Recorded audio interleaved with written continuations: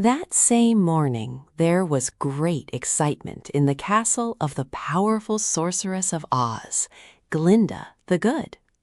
This castle, situated in the Quadling country, far south of the Emerald City where Ozma ruled, was a splendid structure of exquisite marbles and silver grills.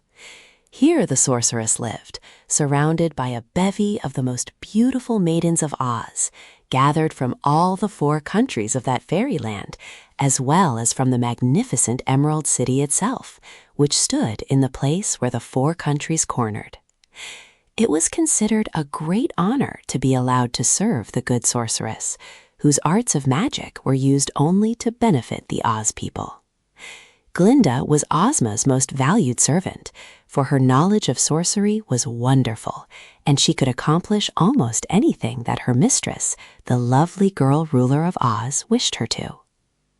Of all the magical things which surrounded Glinda in her castle, there was none more marvelous than her great book of records.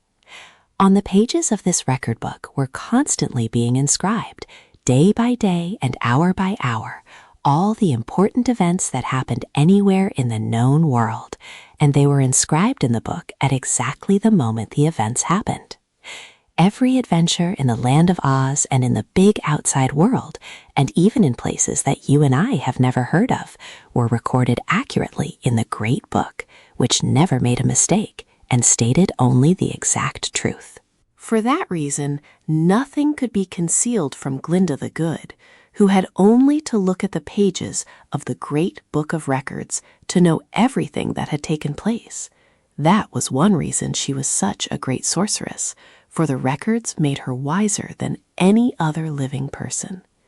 This wonderful book was placed upon a big gold table that stood in the middle of Glinda's drawing room.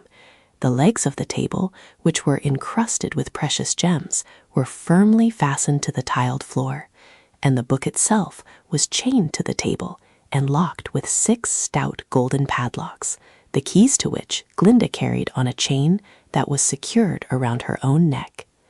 The pages of the great book were larger in size than those of an American newspaper, and although they were exceedingly thin, there were so many of them that they made an enormous bulky volume. With its gold cover and gold clasps, the book was so heavy that 3 men could scarcely have lifted it. Yet this morning, when Glinda entered her drawing room after breakfast, the good sorceress was amazed to discover that her great book of records had mysteriously disappeared. Advancing to the table, she found the chains had been cut with some sharp instrument, and this must have been done while all in the castle slept. Glinda was shocked and grieved. Who could have done this wicked, bold thing? And who could wish to deprive her of her great book of records? The sorceress was thoughtful for a time, considering the consequences of her loss. Then she went to her room of magic to prepare a charm that would tell her who had stolen the record book. But when she unlocked her cupboard and threw open the doors, all of her magical instruments and rare chemical compounds had been removed from the shelves. The sorceress was now both angry and alarmed. She sat down in a chair and tried to think how this extraordinary robbery could have taken place.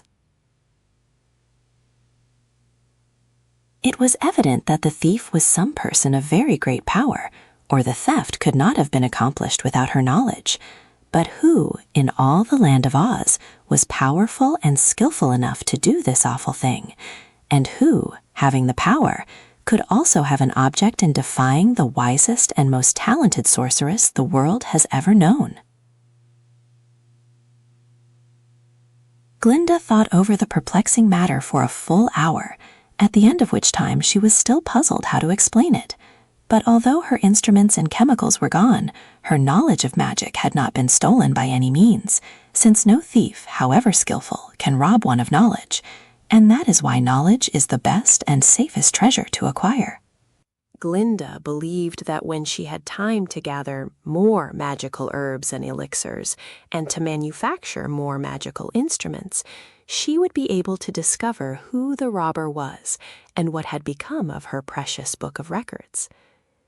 "Whoever has done this," she said to her maidens, is a very foolish person, for in time he is sure to be found out and will then be severely punished. She now made a list of the things she needed and dispatched messengers to every part of Oz with instructions to obtain them and bring them to her as soon as possible. And one of her messengers met the little Wizard of Oz, who was seated on the back of the famous live sawhorse and was clinging to its neck with both his arms, for the sawhorse was speeding to Glinda's castle with the velocity of the wind, bearing the news that Royal Ozma, ruler of all the great land of Oz, had suddenly disappeared, and no one in the Emerald City knew what had become of her.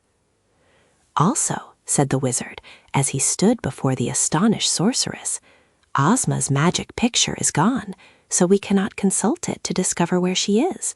So I came to you for assistance as soon as we realized our loss. Let us look in the Great Book of Records. Alas, returned the sorceress sorrowfully, we cannot do that, for the Great Book of Records has also disappeared.